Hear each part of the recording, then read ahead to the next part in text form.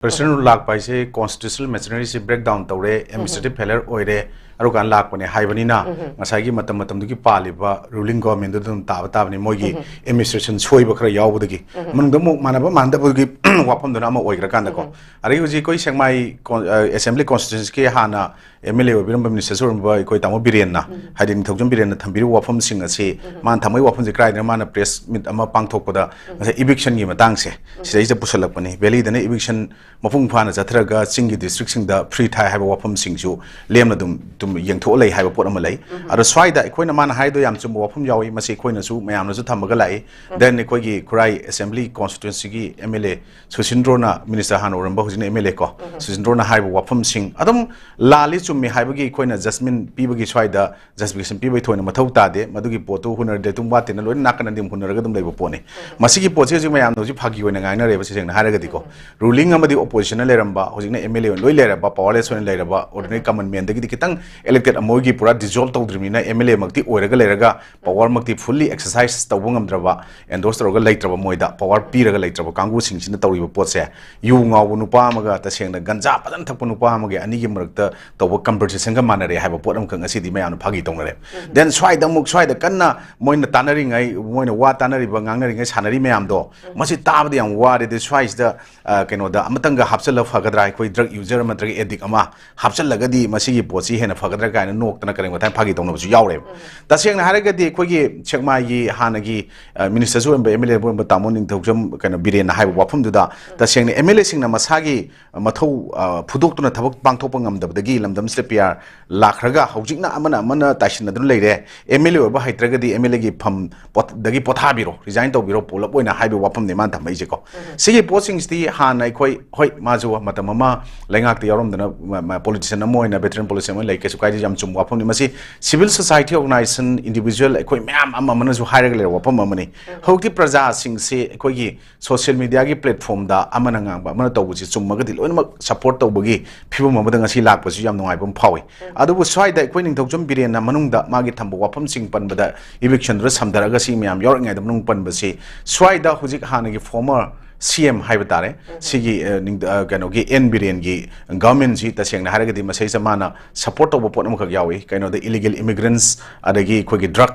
kano mafia cartels me amama poppy planters me am lotion bagi adagi amama magi ngasai gi thamgi ba afaba me am dudi phai haiba wafam sing yawi hauji khoina pami budi whether about Congress or BJP natragi any party regional party or state party ko leriba me am sing na hujik se khoi hunabagi matam nate punsanabagi matam yaure haiba potse hek kaw budong khoi se amana langaga wahi phajaba puthu ngangnaragana madugi potu eta akanaring chakna budong pocha thare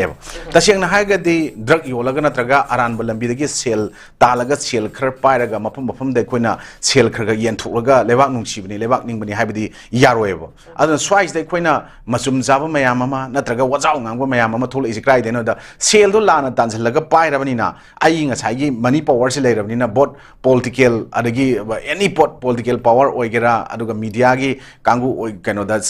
koina thamba wafam do oigera natraga any pot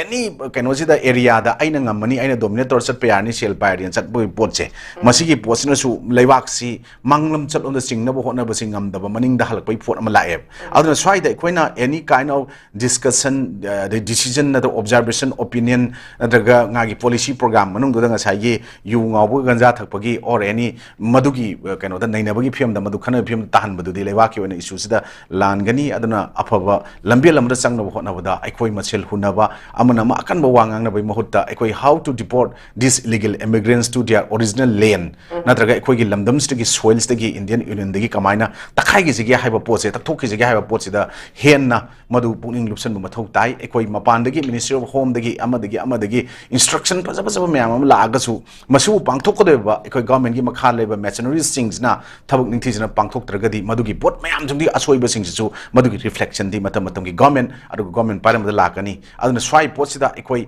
mai hunarak pa mayam sida hunarak pa da ekoi kamaina kuki krai digi origin oi ki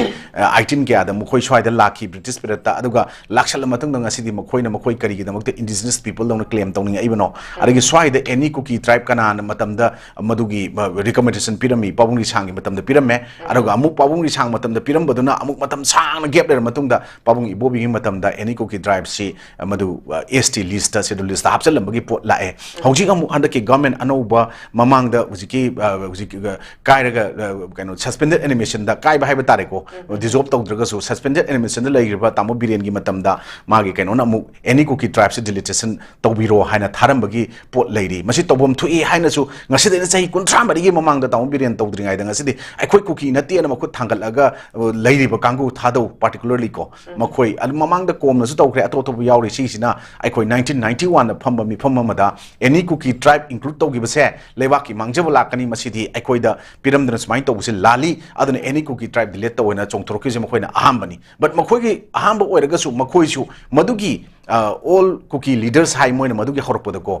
cookie leaders me am phamaga labo ware bhai madwai da mo koi dum cookie all cookie leaders ena dum palle mare simte gangte paite ko adagi ngasai gi thadau loi yawi ko adum thadau na dum dominate taroga cookie gi jaga se lakbadong tawi aduna swaida haukip nungkip thadau nungdong mayam singse ngasi de cookie gi su toriba kangu sida yaudra yaubra yauraga na makhoi na mi halaga na makhoi du somda keno ne haikram yadra question se cha lai ko ado negative but positive side lo mak lai ni but madugi mayam singdo forget and forgive tawrsi lo mak haibagi wafum di natna hoji internal displaced person lariba singna kyam wana laiba mayu makai chakrab singna kari khaliba makhoi gi dangda kari tawfum mathau tai haibase masigi potse tawbu ngamani hana mi mana thoga su khoi manipur gi sti MP oigera MLA oigera ngangi mayam sina ta basi inchi nungana center na ta da bodong tawes di praja mayam na ure aduna khoi MP ahum gak laiba jaga se di khoi gi MP singsina ngangba wa se parliament da phajaba asumba mayam pukhalaga su bot ruling side ke su congress ke side ke su pukhanaraga su pukhali mayam singje samudra apakpa achaubudu dai khoi thum jama sama thum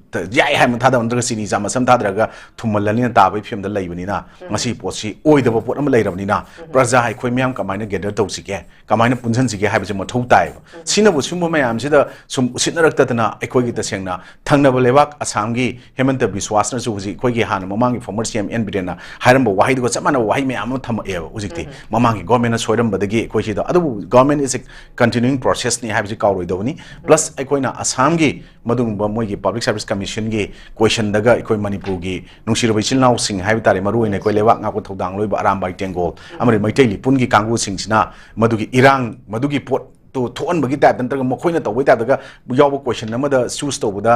magi one of the option the period line ji kan launa raga inera to yo pot se masi aikhoina khanga da bane aikoi sondagi ba yana bagi pot masak mayam ama na taga aikoi ji lanna ura kan da mayam na ta ba khra lei ko adudi sumna lan mai phiam lei se kamaina sumunji kamai lalan ji gi hai matam da ai opinion da di aikoi gi irol isagi iek leijaba isagi lining leijaba mayam sing se ipai pu sing liklam khonglam ji da amuk mayek sing na chase hai ba taragadi masi gi pot mayam je khulliba amadi masibu thabak to onthoga pangthok ngamna hotnaraga aikoi punjanbagi sakti ma sagatragadi mina chasalaga aikoi tumina yenga leiba ngak yongna puthare hana chingkhapina su leitaba isana jo hotnadaba nadraga hotnaraga su thamoi chengna hotnadaba pota tar kan aikoi punna mangminagani manglam chommu sambung amoi tunglum chata maning halaga dum leigani yana ismain thamsaki okay thank you very much